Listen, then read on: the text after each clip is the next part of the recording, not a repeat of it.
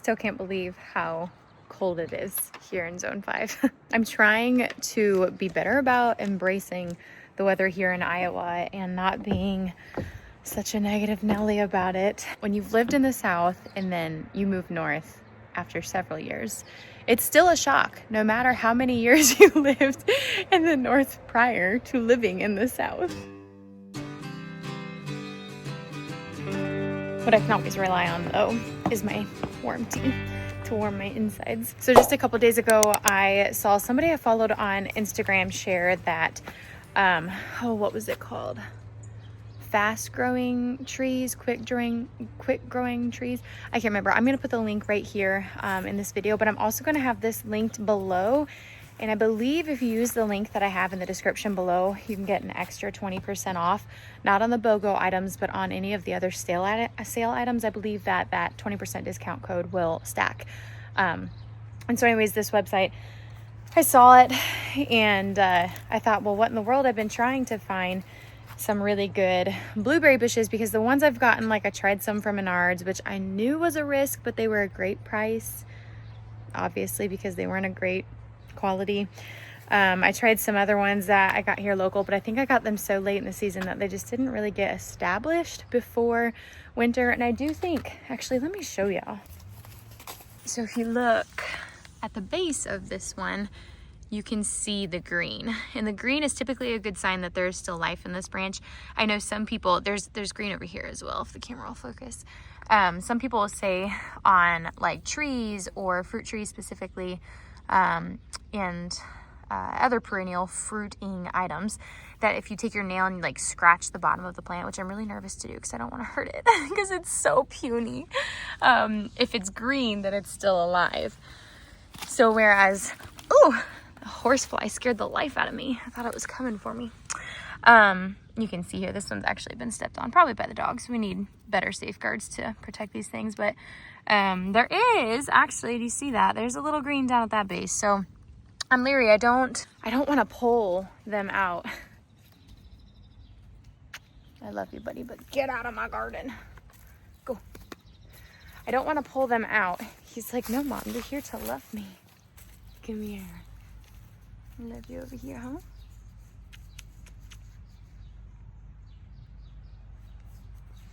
I don't want to pull them out if they still have life in them. So I'm just leaving them for now. Those violets are typically a sign to me that I need to get out and forage. We have some mushrooms, so oysters will probably be up here before too long, but morels obviously will be popping up literally after this next 10 days of rain and warm weather. Seeing those little violets makes me excited because I know there's other things like ramps and other herbs like the mustard and ginger and stuff that I can find out in the woods near our house. I haven't gotten out yet because it's a little difficult to do with a newborn who you might be able to hear crying right now. So 1 second, gotta go take care of him. I tend to wrap him in like the baby chest carrier wrap, but I can't record. I can't record when I have him wrapped. So that's just the downside to fostering, is I can't really share much of our story with you guys. But if it turns into an adoption, you guys, you best bet I'll be sharing all about him. I decided that this summer was gonna be the summer that I focus on the backyard. We have spent the last 2 years focusing on renovating the inside of the house, which was, I mean, it was zone zero. That was our priority, and that's okay. And we juggled, right? We got the beds done, we got our cattle frames up, you know, we got stuff established, we have perennials established. It's just little bits here and there, and that's the thing about homesteading is like, you just have to be okay with that. Like, you can't expect to jump into homesteading and have it all figured out the first year. It's kind of like perennials, you know, they sleep, they crawl, then they spread. What is that? They sleep. I don't know. But it goes for, I mean, anything, any experience like this, it takes time. And so a lot of this has just been learning to give myself grace and realize, like, I can't compare my homesteading experience and my gardening experience to that of another. Doesn't matter who they are. There's no equal comparison. I actually got some seeds in the ground the other day, and then it rained. However, I think, oh, the soil's still kind of wet.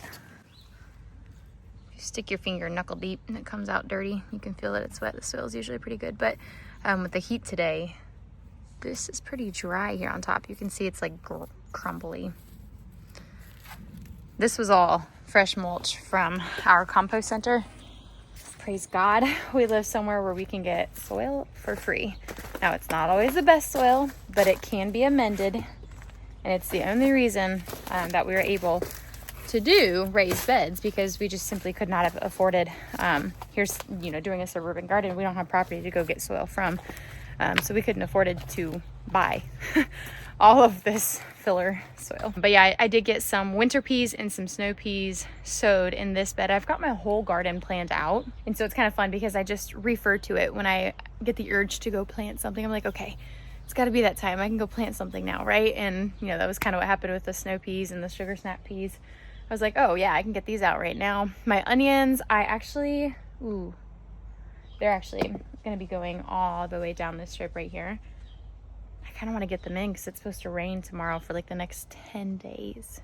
Off and on, obviously. It's not like in a monsoon or anything, but that also means I need to get on Caleb to get this set up. Our IBC tank. We actually picked that tank up, oh goodness, last summer. I think it might have been like last July.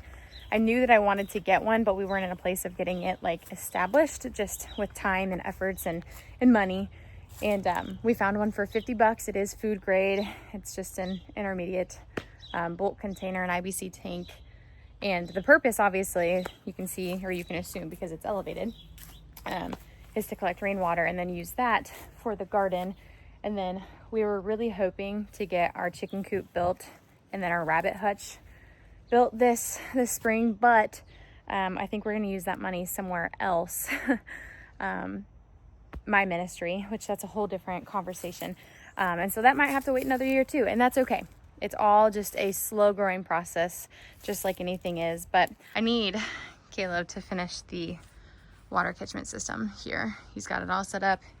He's got it lifted. I think this was 3 feet off the ground. The garden beds are 2 feet, and then the yard actually slopes just slightly that direction. So it should be plenty of pressure. What you think? Oops. Sweet Douglas. He's still here, buddy. You're doing good. Silas has found his sweet little seashells when we were putting this soil in. It was so sweet. I had the seashells. I kept them down there. If you guys remember one of the videos from last fall about putting the garden to sleep, I said, well, I'm going to keep all these seashells right here.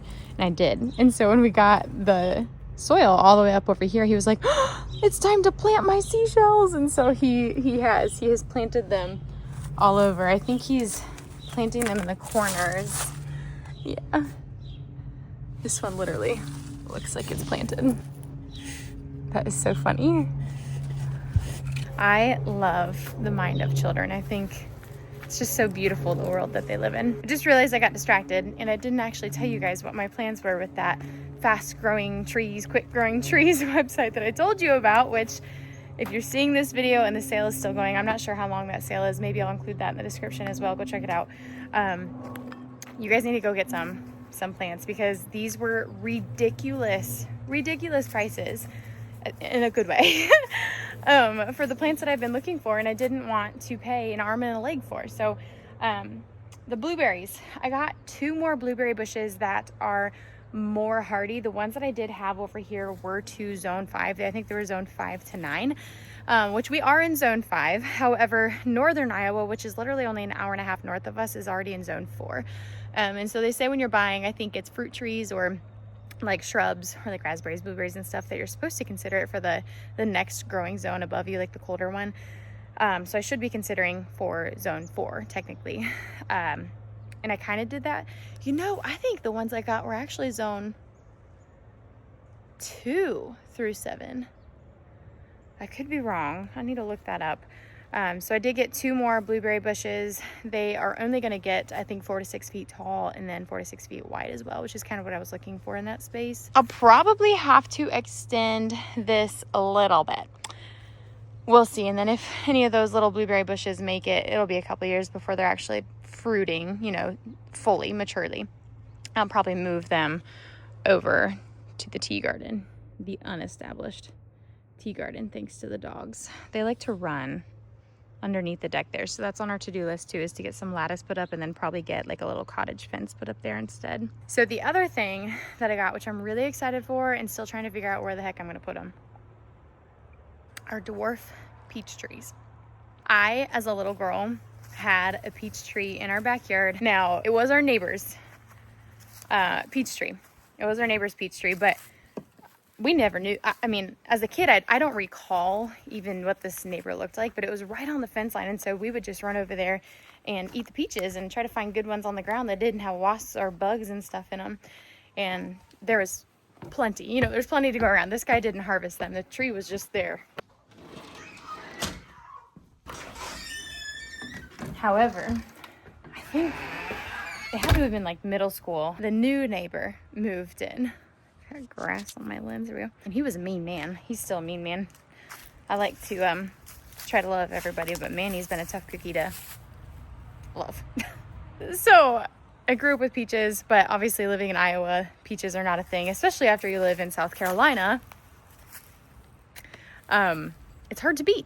It's hard to beat a good peach. And so I ordered 2 dwarf peach trees, and I thought, what the heck, I'm gonna go for it anyways. Ooh, I just noticed I have garlic growing up in my garden bed. This is actually my peony bed. And I was kind of doing an experiment. What was it, last year, 2 years ago? You can see the peonies coming up right there. Some good old Taco John's receipts. But I left a couple garlic scapes on and garlic in the ground. I didn't harvest it, and it looks like it's actually multiplied, which, I mean, that makes sense. That's cool, because it only takes one garlic bulb planted. In the world, it's just a trash bin here. It only takes one garlic bulb planted for an entire, you know, head of garlic to be established the next year. So I think what I'm gonna do, I thought about digging up some peonies in here, which I know will be a pain because beanies have a really deep taproot. But if I can dig up just like one side and have 3 to 4 feet maybe, or even just make this wider, do a peach tree in here. It gets plenty of sun. I know right now it's not very convincing, but this side of the yard, as you can tell just from like the grass growth, gets plenty of sun. I mean, there's nothing going on over here except chemtrails. Yuck. As far as the other peach tree goes, I don't know where I'm going to put it. I thought about putting it in the backyard. Ideally, that's where we'd have them, but I also know that the dogs will be a nuisance. So, I don't know. But I did get them buy one, get one free on that website. So, altogether, I think I spent like 148 or 168, somewhere in there, on 2 blueberry bushes and 2 peach trees, which is hard to beat. And before I go back in, gosh, I need to go around and pick up trash. Before I go back in, I wanted to show you guys a couple other things that are starting. It is currently the mid of April, and the rhubarb, which struggled there for a while, as you guys know, is coming back. These are June-bearing strawberries. All of this is from my mom's house. We've got mint, obviously. There's catmint there. It's everywhere in our yard. I did plant a couple of raspberry canes here. They did not do well. We did this at the end of the season. I don't think this thing is, oh, it is very dead. That's very dead. And that right there is a good example of no green in the plant. Ah! Yeah, it just snapped off. But this guy, Mom gave it to me and I never got it planted. So I was like, I'm sorry, Mom. But, maybe there's hope. I don't know. I'm not going to try to snap that one. The rhubarb's coming in thick. The grass is trying to make a debut. I can't remember what this plant is. My friend here locally gave it to me. I can pull these old ones out. But she said this thing is so prolific. It's so resilient. It tastes just like celery. It smells just like celery. And she will harvest it multiple times a year, which is why she gave me a big old bushel of it. So I've got one here, and I've actually got another one right there. The irises are coming up. They're looking lovely. They love this spot. It gets lots of water. I'm also so excited because I got these late in the season. They were on sale at the farmer's market. Hollyhocks. And we've got snapdragons, some lilies. Yeah, everything is just starting to come back to life, and it is bringing me so much joy. I am so ready for winter to be done. This has been a really long winter here in Iowa. It's been cold. I wouldn't say necessarily snowy, but it's definitely been cold, which has not been fun. I remember last year I was actually out here in February in a tank top.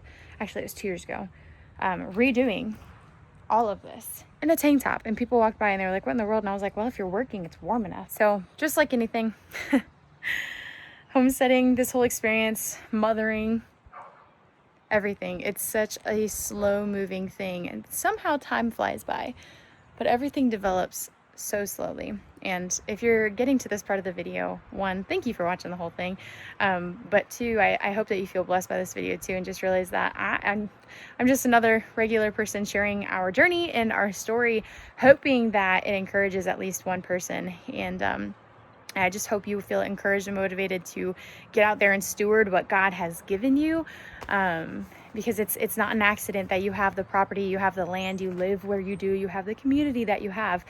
There's a reason to that, and so I just want to encourage you to invest in that, no matter how slow it might feel. I will catch y'all in the next video. See ya.